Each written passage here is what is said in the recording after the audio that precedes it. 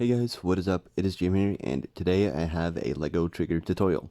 So we have two different triggers that we can make. We can make one of these, which is a Technic style trigger, very sturdy, very normal, very especially good at making the trigger be very close to the trigger guard, for example, for rifles.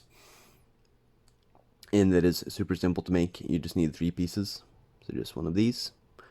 Just put a 1x2 Technic pin in there, and then one of these 4-degree angle Technic pieces.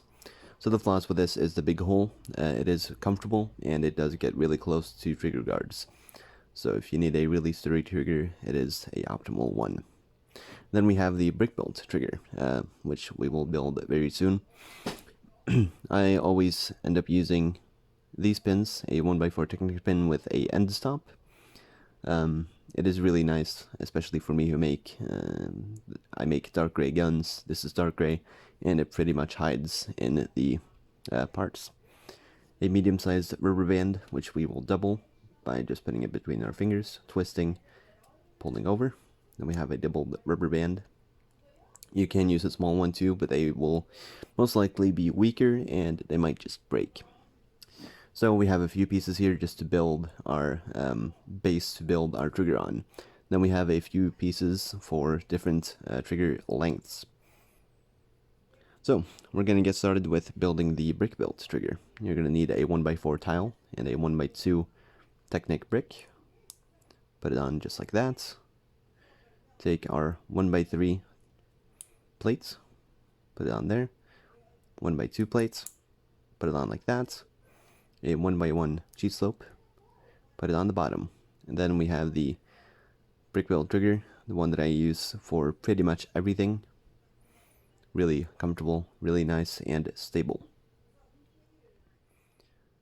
So, to get our base a bit together, we will take a base plate. You can use any size. I just took a 4x6 as a beginning.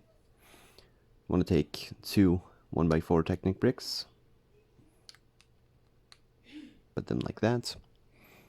2 1x2 plates right below them. Then you want to remove, not that one. You want to remove this one. We will take our 1x4 pin, put through, put one of these 1x1 half studs, or Technic studs, I suppose. And then you pick which trigger you want. I'm going to start off with the Technic one. Then we just put the pin back on. Then we can take our other 1x4 and put it on again. And now you have your trigger connected. Now might be the right time to put some pieces in the back here to make sure that this doesn't happen.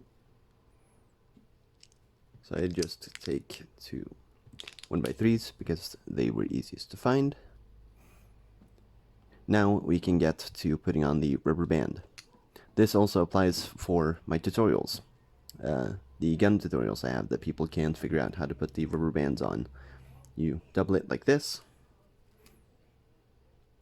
You put it in under the trigger, so it sits in the back under the pin, and then you pull it over, just like this.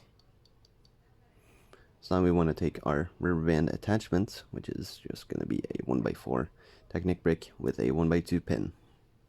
We place that at the back.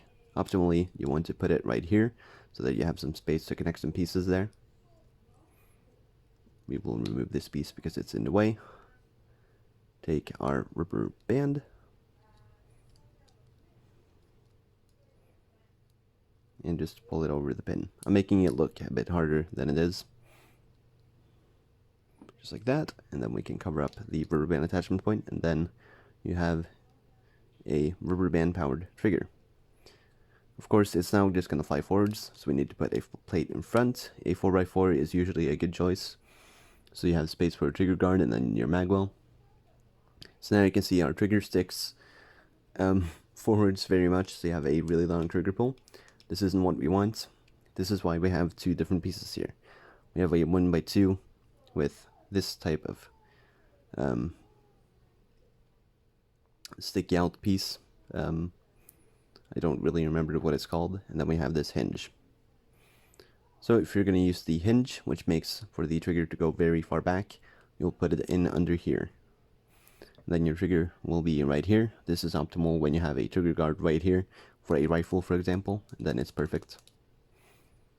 But if you want it to be more in the middle, we will take the plate and put it right here.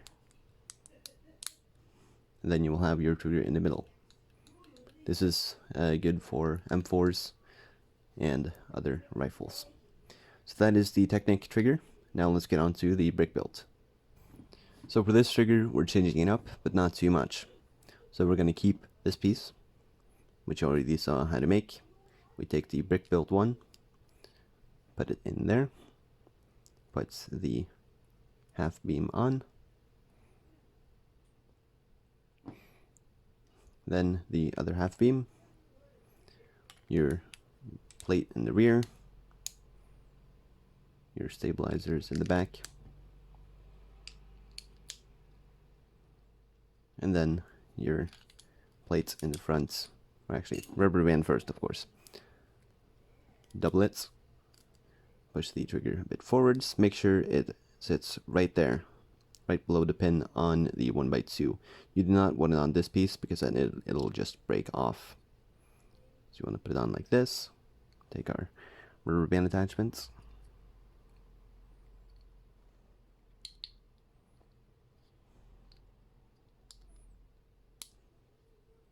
attach it on, and now you have a working brick built trigger.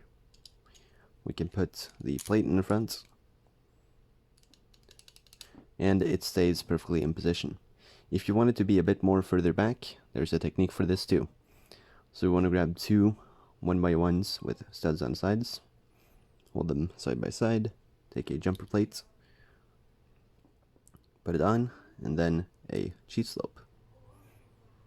We attach this right in front, and then the trigger is put a bit more in the middle, goes a bit more back, perfect for rifle triggers, which is the same thing that I have on the M1 Garand. As you can see, there's a little space there, and there's a little space there. This is essentially inside here. So now you know how I make my triggers. Maybe I'll do a updated M4 magazine release tutorial very soon.